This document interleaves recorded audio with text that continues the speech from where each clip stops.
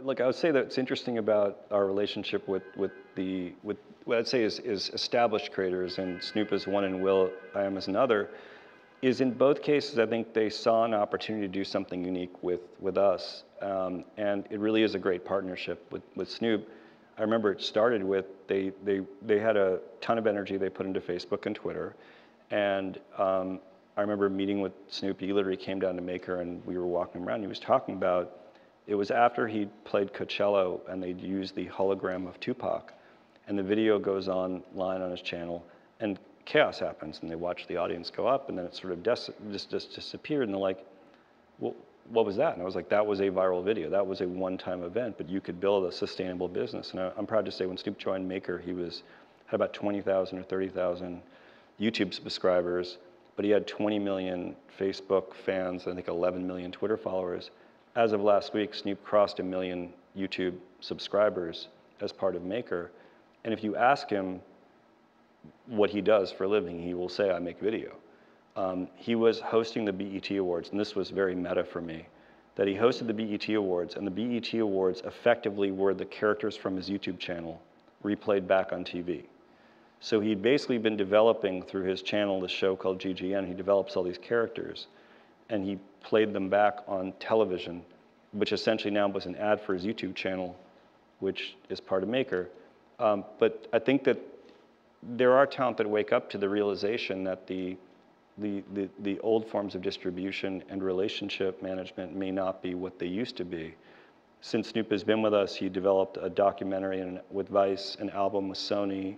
He's done a second independent album. He's got an album forthcoming with Pharrell, and he also has his talk show, and he's done animation and brand partnerships, and he did a Hot Pocket spot and a bunch of other things. Pocket like it's hot. Come on. But all that stuff that goes on, Maker has a piece of that? We work with him, I wouldn't say we have a piece of it, we work with him to help him make sure that he's getting the best platform. In many cases, we provide services. In some cases, we're partnering. But we have a very nimble relationship with him and with some others that we work with to allow him to reach his audience and maintain that relationship so he has the opportunity. I mean, he has a very successful line of house slippers that he markets directly through his channel. I'm not kidding. An auto care product line, et cetera. But he would tell you that, and his manager would tell you that the ROI of promoting through that YouTube channel is some of the best he's ever gotten. And not to say that Twitter and Facebook aren't key, but what are Twitter and Facebook but a place to promote his videos? So in a way, it all comes full circle because the content is good and the distribution allows him to be able to reach that audience and maintain that connection. And separately, in conversations with will.i.am, while he's still in his record deal with Universal and releasing records, he wanted to create an innovation studio that focuses not just on content, but on product. So he's thinking about his entire ecosystem differently than he had. He's like, what's 18 songs every 1 to 2 years? I might do a song, a video, and a product, and I want to do it when I want to do it. And we're helping him be able to do that. We worked with him on a video that he did for a single that he put out a few months ago, where the creative concept was to create a video that was just a series of 6-second vines.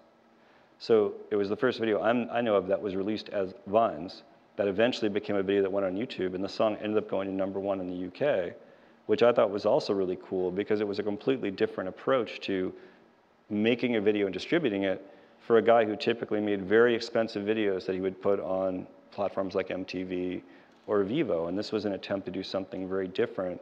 And a lot of that came out of what I'd call active conversations. And I remember sitting with him when he first joined the network, and we sat for really 3 hours with our creative team, and we just talked about what if.